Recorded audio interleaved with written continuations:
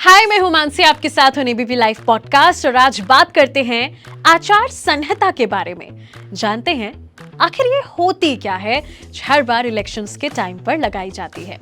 आते हैं इस लिस्ट के फैक्ट नंबर 5 पे, जिसमें मैं आपको आचार संहिता के बारे में बताऊंगी। आचार संहिता, जिसे the model code of conduct भी कहा जाता है, एक ऐसे सेट ऑफ गाइडलाइंस होते हैं जो इशू किए जाते हैं इलेक्शन कमीशन ऑफ इंडिया की तरफ से for the conduct of political parties और candidates in the run up elections. Model code of conduct ensure करते हैं फ्री और फेयर इलेक्शन, सारे पॉलिटिकल स्टेक होल्डर्स के बिहेवियर को रेगुलेट करके। ये कोड इलेक्शन की अनाउंसमेंट होते ही लागू कर दिया जाता है और तब तक लागू रहता है जब तक रिजल्ट्स डिक्लेयर नहीं हो जाते।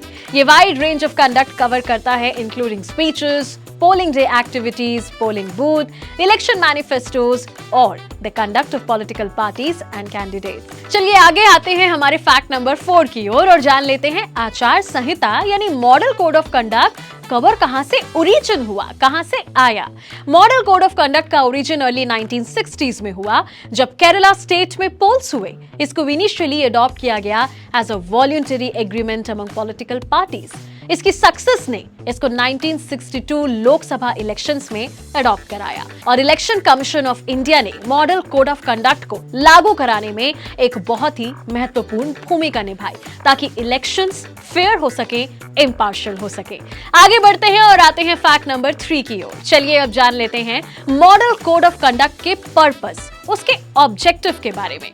मॉडल कोड ऑफ कंडक्ट के जो कुछ मेन पर्पसेस होते हैं, जैसे इंश्योर करना कि conduct of elections democratic norms और एथिकल प्रैक्टिसेस के अनुसार हो, गवर्नमेंटल पावर का मिसयूज होने से रोकना जो इन्फ्लुएंस कर सकता है वोटर्स को, न्यूट्रलिटी मेंटेन रखना उन पब्लिक सर्वेंट्स की जो इन्वॉल्व्ड हैं इलेक्टोरल प्रोसेस में, मिनिमाइज करना इलेक्टोरल कॉन्फ्लिक्ट्स को और मेंटेन करना पीस एंड ऑर्डर। आते हैं इस लिस्ट के फैक्ट नंबर 2 पे। तो क्या आप जानते हैं कि आचार संहिता डिवाइडेड है सेवरल सेक्शंस में और हर सेक्शन एड्रेस करता है कुछ स्पेसिफिक एस्पेक्ट्स इलेक्टोरल प्रोसेस के। Some of the provisions include general conduct. इस सेक्शन में पार्टीज और कैंडिडेट्स प्रोहिबिटेड होते हैं कास्ट, कम्युनिटी और रिलीजन को यूज करने से अपने वोट्स के लिए।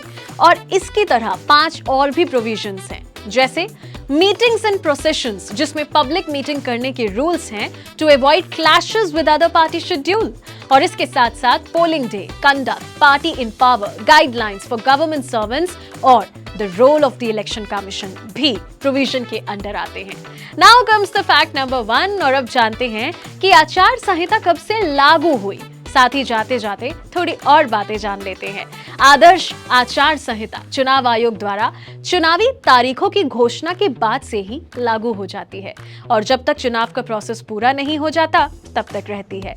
और इसको ना मानने से क्या होता है, कोड का पालन न करने से रूल्स और रेगुलेशंस का उल्लंघन होता है। इसके लिए शख्स या पार्टी के खिलाफ एक्शन लिया जा सकता है या ये भी हो सकता है कि उसे बर्खास्त यानी डिसमिस कर दिया जाए। तो ये थे 5 फैक्ट्स अबाउट आचार संहिता। वैसे इस चीज को लेके ढेरों नियम और कानून हैं और अगर आप भी हमें ये हमारी ऑडियंस को कुछ बताना चाहते हैं तो इन द कमेंट सेक्शन हमें बताना मत भूलिएगा।